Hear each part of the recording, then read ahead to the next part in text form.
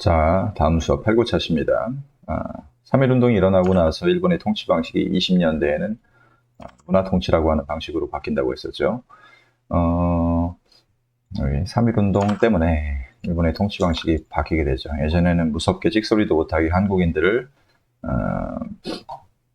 공포스럽게 통치했던 방식이 무단 통치였었는데, 그거에 따른 반발로 3.1운동이 일어나자 문화 통치라고 하는 방식으로 바뀝니다.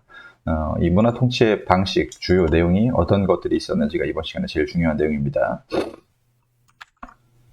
자, 처음에 3.1운동이 일어났을 때 새로 부임했던 사이토 총독은 뭐라고 하냐면은 발표를 하나 합니다. 총독은 문, 무관 어느 쪽이라도 임용될 수 있는 길을 열겠다. 문관이면 정치인, 무관이면 군인인데, 예전에 10년도에는 무관, 그러니까 군인들만 데리고 와서 총독을 시켰었죠. 그래서 공포스러운 정치를 했었는데, 이제부터는 문관도 임명하겠다. 그러니까 정치인들도 데리고 와서 좀 부드러운 통치를 해주겠다라고 하는 거죠. 그 다음에 헌병경찰이 아니라 일반경찰로 바꾸겠다. 좀 부드럽게 해주겠다. 그리고 관리 교원 제복이 입고 있던 칼을 차는 것을, 이거 아주 아쉬운 정책인데. 칼을 차고 있던 것을 폐지하고 조선인의 임용을 더 많이 하겠다. 조선인들을 좀 더 많이 고용하겠다. 라고 해서 차별을 약간 폐지하겠다라고 하는 발표만 했을 뿐, 훨씬 더 기만적인 그런 실상이 있었는데, 우리나라를, 그러니까 사기친 거예요. 그러니까 속였다는 걸, 속였다. 문관 총독도 임명하게끔 규정했지만, 한 번도 임명되는, 이런 사기꾼 새끼들. 문관 총독 임명하겠다고 발표해놓고서 한 번도 임명한 적 없어. 일제강점기 끝날 때까지. 얘가 1919년부터 왔었는데, 나중에 일제강점기 끝나는 45년까지 한 번도 임명한 적이 없습니다. 그렇습니다. 이런 양아치 같은 놈들이 있나. 그다음에 헌병경찰에서 일반경찰로, 보통경찰로 바꾸겠다라고 발표를 해서 실제로 바꿉니다. 예전에 이제 경찰서를 가면은 이제 무서운 헌병 아저씨들이 있는 게 아니라 일반 경찰로 바꾸는 거죠. 근데 문제는 뭐냐면은 일반 경찰로 바꾸고 나서 숫자가 엄청나게 늡니다. 거의 3배 가까이 늘어요. 3배. 일단 경찰 관서의 수가 3배 가까이 늘고, 경찰 인원의 숫자도 3배 정도 늘어납니다. 즉 한국인들을 감시할 인원과 예산을 크게 늘리기 때문에 보통 경찰로 바꿔봤자 오히려 더 빡세진 거야. 한국인들을 감시하는 인원들이 많아졌기 때문에. 그래서 이것도 굉장히 기만성이 있다는 거죠. 1군 1경찰서, 하나의 군에 하나의 경찰서를 하나씩 꼭 두고, 그 다음에 1면 1주재소 제도도 실시를 해서, 주재소라는 것도 이제 파출소 그런 겁니다. 이런 거 실시해가지고 전국에 훨씬 더 많은 경찰서랑 훨씬 더 많은 경찰들이 돌아다니게 됐었다. 이것 때문에. 그다음에 한국인들을 많이 아까 임용하겠다고 했었지. 임용하겠다, 고용하겠다. 그래서 한국인의 참정권을 허용한다라고 하는, 즉 지방자치제도를 실시한다라고 하는 발표를 했었습니다. 그래가지고 도, 부, 군 면에 협의회 혹은 평의회라고 하는 의회를 설치합니다. 지금의 지방의회입니다. 지방의회. 지금도 우리 인천시 안에 의회가 있고, 뭐 연수구, 남동구 의회 하는 식으로 해서 각 지역마다 지방의회가 있는데, 거기에 국회의원들, 한국인들 국회의원들을 뽑겠다라고 하는 발표를 하는 거죠. 근데 이것도 뭐가 기만성이냐면은 의결권, 그러니까 아무런 결정권을 주지 않습니다. 아무런 결정권을 주지 않고 단순한 자문기구에 불과하다. 의결권이 없고 결정권이 아무것도 없어. 이 국회는 뭔가 자기가 결정할 수 있는 게 없어. 도, 부, 군, 면, 협의회와 평의회, 얘네들은 결정권이 없고, 자문, 그냥 물어보는 거야. 야, 한국인들, 네, 뭐 하고 싶어? 물어보고서 시행해도 되고 안 해도 되는 거야. 여기 협의회에다가 한국인들이 뭐 원하는 거 이제 물어보기만 하고 시행한 적은 없습니다. 대신에 여기 모아놓은 이 협의회 인원들, 이 한국인들은 당연하게 무슨 파들이 많다? 친일파들이 많다. 이 친일파들을 중심으로 해서 자치운동을 유도하기 위한 일본의 어떤 꼼수죠, 꼼수. 자치운동이라는 것은 독립하지 않고 일본의 하나의 지방으로서 지방자치하자라고 하는 그런 운동이었었는데, 그러니까 독립 안 하고 우리는 일본의 지방으로서 자치를 하겠다라고 하는 그런 운동을 친일파들로부터 시키게 하기 위해서 만든 단체가 바로 요 평의회, 협의회들입니다. 평의회, 협의회들.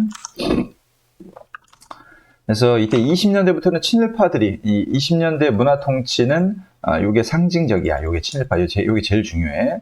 대표적인 친일파인 김성수, 최린, 이광수 같은 사람들이 성장하기 시작합니다. 이 최린은 3.1운동을 주도했던 민족 대표 33명 중에 한 명이야.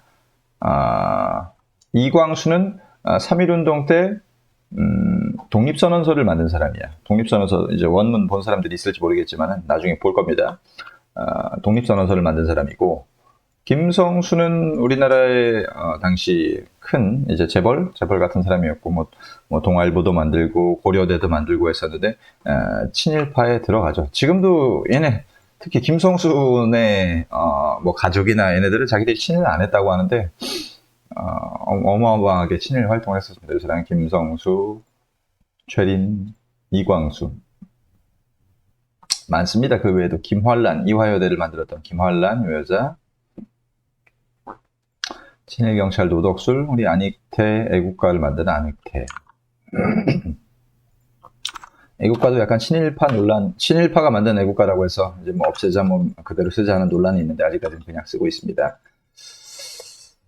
다음에 한국인들의 언론, 출판, 집회, 결사의 자유를 허용하겠다 해서 이때 새로운 신문들이 나오죠. 동아일보와 조선일보.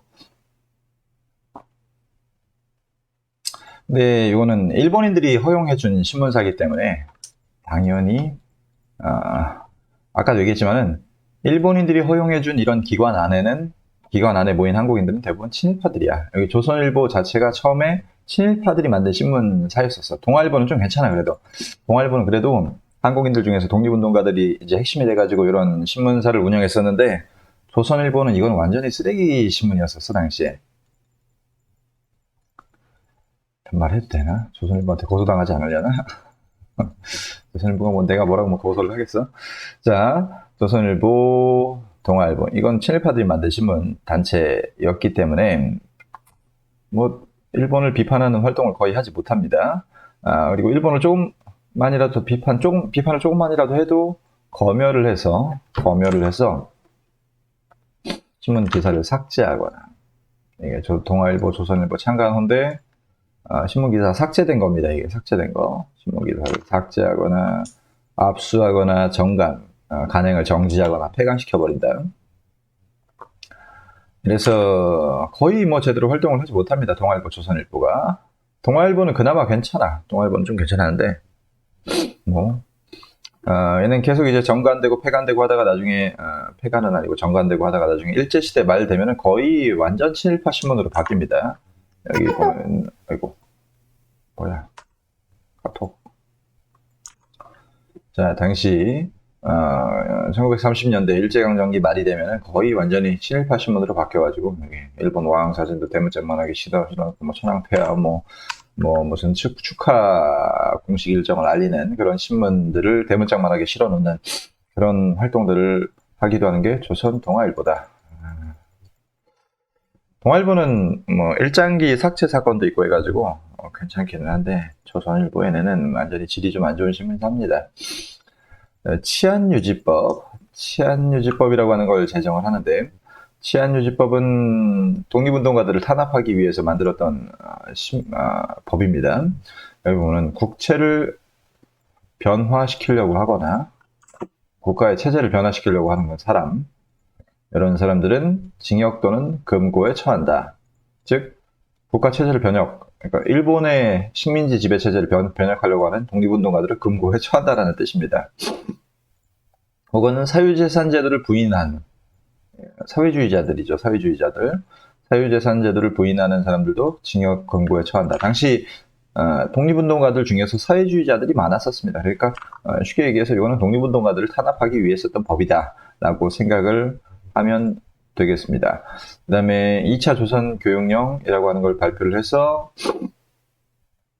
초등학교의 수업 연한을 연장하고, 뭐 대학 설립도 가능하게 해줄게, 내 한국인들을 똘똘하게 만들어줄게 라고 했지만은 제대로 짓지 않습니다. 보통학교조차도 제대로 짓지 않고 유상교육으로 했기 때문에 한국인들이 학교를 거의 못 가죠. 그리고 대학 설립 자체도 이제 못 짓게 합니다. 그래서 나중에 밀립대학 설립운동이라고 하는 걸 하니까 결국은 일본이 거기에 대해서 마진 못해가지고 경성제국대학이라고 하는 지금의 서울대학교를 지어줍니다. 그래서 고등교육의 기회가 거의 없었다. 자, 그렇기 때문에 가혹한 식민지 통치를 은폐하고 친일파들을 양성하기 위한 이런 문화 통치 체제가 민족 분열 통치라고 불립니다. 민족 분열 통치. 한국인들을 분열시키기 위한 통치. 친일파와 그리고 한국인들로 나눠가지고 분열시켜서 통치하기 위한 그런 방식이었었다라고 생각을 하면 된다. 그 다음에 항상 통치 방식이 바뀔 때 경제적인 정책도 바뀌게 되죠. 10년도에는 토지조사 사업, 20년대에는 산미 증식 계획이라는 대표적인 정책을 알아두면 됩니다. 산미 증식 계획, 말 그대로 생산되는 쌀을 증가시키겠다라는 거죠. 어떻게 보면 한국인들의 쌀 생산량을 증가시켜가지고 한국인들의 농업상을 괜찮아지게 해줄게 라고 하는 거지만 문제는 뭐냐면은 쌀 증산을 추진을 해서 쌀 증산을 추진을 해가지고 쌀이 늘어나잖아? 늘어나면은 그 이상으로 일본으로 가져가는 겁니다. 늘어난 거 이상으로 일본으로 가져갔었어요. 물론 얘네가 사가기는 했었지만은 당시 구조가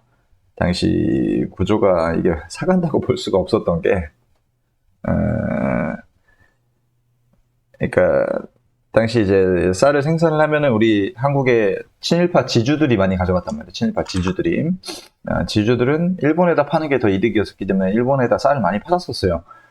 그래서 쌀 파는 양이 늘어나다 보면 우리 한국인들은 먹을 게 거의 없었겠죠. 그래서 한국인들의 식량 사정이 굉장히 악화됐고 한국인들의 쌀 소비량이 급감하게 되고 먹을 게 이제 줄어드는 한국인들은 만주에서 잡곡 같은 것들을 수입해가지고 먹었었습니다. 그래서 먹을 게 없는 농민들은 또 그나마 있던 자기 땅을 또 팔기 시작하면서 소작농도 증가했었어요. 요게 산미증식 계획의 결과였었다라고 생각을 하면 되고, 그럼 쌀은 어떻게 증가시켰었느냐? 쌀 증가가 실제로 되긴 됩니다. 쌀 증산이 추진돼서 밭을 논으로 바꾸거나 품종을 개량하는 건 일본식 쌀로 품종을 바꿉니다. 그 다음에 중요한 것은 수리시설, 수리조합 같은 것들을 설립을 해서 수리시설, 댐이나 저수지 같은 수리시설을 만들어서 수리조합을 통한 수리조합이라는 건 이제 단체죠, 단체. 이 수리조합이라고 하는 단체들을 만들어서 돈을 모아가지고 댐 같은 수리시설을 확충을 하고 그래서 실제로 농업 생산이 늘어나요. 농업 생산이 잘 되기는 합니다만은 여기 생산량이 늘어난 거 이상으로 뺏어갔었다. 야, 대단한 새끼들이야. 쌀 증산 목표 달성에는 실패합니다만은 예정대로 쌀은 반출이라는 건 이제 가져갔다는 건데 강제로 뺏어간 건 아니야. 이때 당시에 사갔어. 일본 애들이 사가기는 사갔었는데 당시 그런 쌀의 유통 구조 자체가 일본에게 유리하게 돼 있었기 때문에 우리는 이거를 수탈해 갔다라고 표현을 합니다. 이게 당시 가져가기 위해서 쌓아놨던 쌀은 아니고 어쨌든 군산항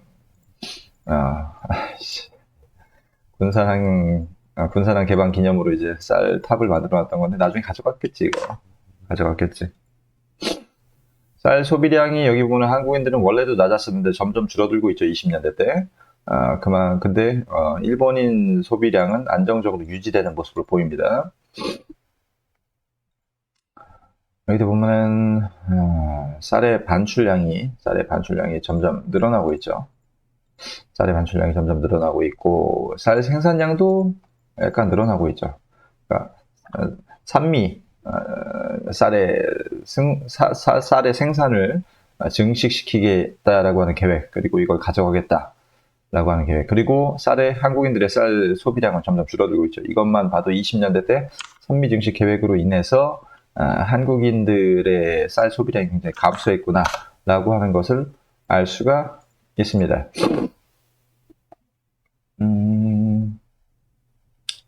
여기까지 하고, 그 다음에 20년대 때에 또 중요한 경제정책은 회사령이 폐지가 된다. 회사령은 10년도 때 회사를 설립할 때 조선총독부에 허가를 받게 해가지고 허가를 못 받게 했었어요. 한국인들이 회사를 설립하겠다 하면은 허가를 잘 안 해줬었는데, 이때 20년대에는